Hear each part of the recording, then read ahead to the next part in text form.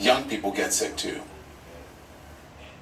Now it's turning out it's not just old people, Bob. Just today and yesterday, some startling facts came out. It's not just older exactly. people, to plenty of young people.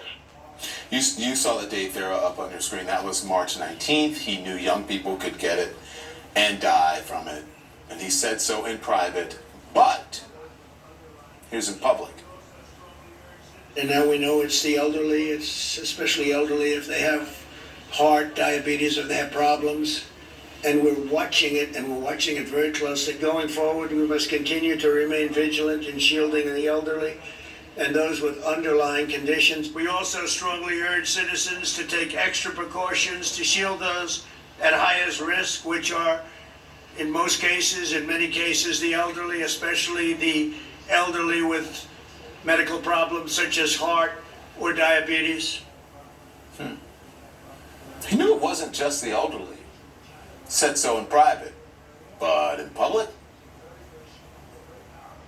If you look at children, I mean, they're able to throw it off very easily. And it's an amazing thing because some flus, they don't. They get very sick and they have problems with flus and they have problems with other things. But for whatever reason, the China virus, children handle it very well. Their immune systems are very, very strong. They're very powerful. And they seem to be able to handle it very well. And that's according to every statistic. I don't consider our country coming back if the schools are closed. And it's had very little, very unusual situation. It's had very little impact on young people. And I would strongly say they should open. And then the president tells Bob Woodward exactly why he said and why he did all of those things. He tells him he was deliberately downplaying the virus.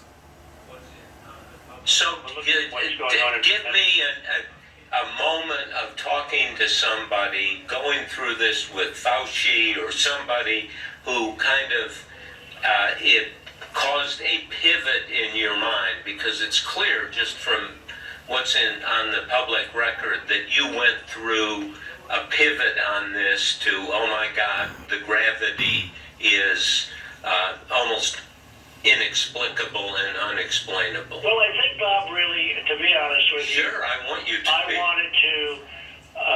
I wanted to always play it down. I still like playing it down. Yes. Because I don't want to create a panic. Well, it turns out that he wasn't in denial. He wasn't uninformed. He wasn't just ignoring the science. That he had a strategy. He had a purpose to downplay the virus, to keep the truth from you. And when asked how he could explain that now, The fact is, I'm a cheerleader for this country. I love our country. And I don't want people to be frightened. I don't want to create panic, as you say. And certainly I'm not going to drive this country or the world into a frenzy. We want to show confidence. We want to show strength. he doesn't want to cause a panic on the virus.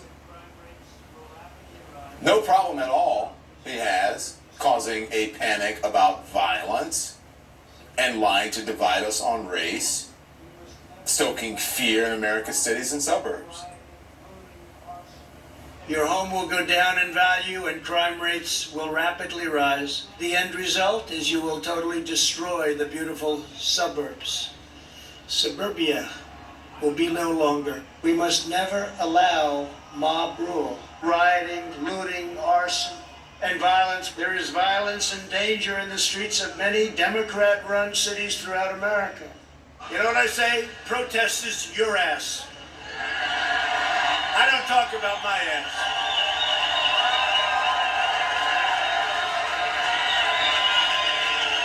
They're not protesters. Those are anarchists, they're agitators, they're rioters, they're looters. The suburbs are next. If you elected this guy, the suburbs would be overwhelmed with violence and crime. Thank goodness he doesn't talk about his. That'd be a big conversation. So he doesn't want to cause panic, but he's panicking people about things that we need not be panicked about. And folks, they are not going to stop lying to you even when the president's own words are on tape.